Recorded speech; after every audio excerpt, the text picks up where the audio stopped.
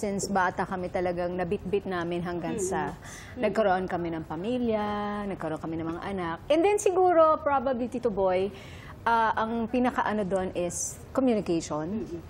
Ang ganda. Kahit ang tagal na namin hindi nakikita, di ba alam niyo naman, si Cheryl lived in the States for a while, si Tina in Barcelona for a while.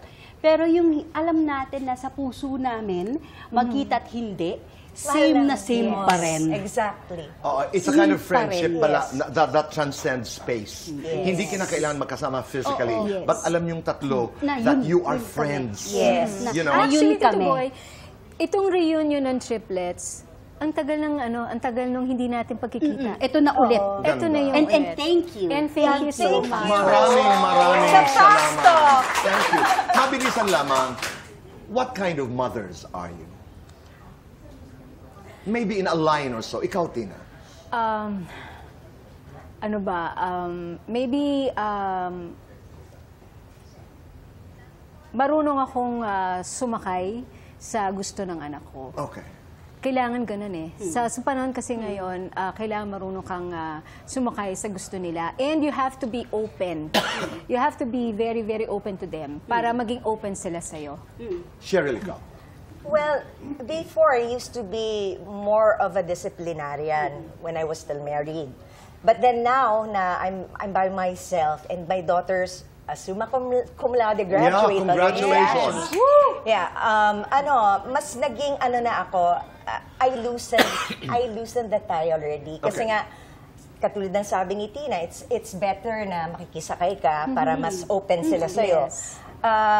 I do take the time to learn from her as she learns from me as well. Kasi imperfect naman tayong lahat. Kasi sa akin na lang, pasensya anak, kung medyo mali, di ba yung ganun, basta I'm still learning how to be a parent. I love that. Mane, ikaw. Dati sobrang overprotective ako, overprotective ako. Pero natutunan ko na rin na kailangan nga din talaga kailangan mong largahan, ika nga, you know?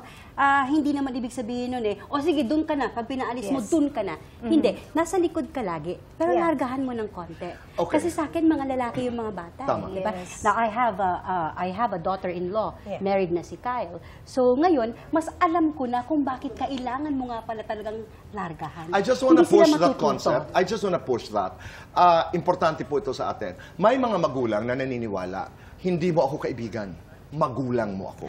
While there are parents who say, I'd like to be friends with my children. Yes. Nandun kayo. Yes, kami. Ikaw, Barkada. andun kayo, Cheryl. Yes, although, di ba, being conservative, growing up in a conservative family, lalo na sa Sonora side ng family namin, you still have to respect your parents. You can be a friend, but they cannot forget that you are their parents. Tama. Yun. So, at saka Pwedeng, kailangan diba? alam nila yung boundaries nila.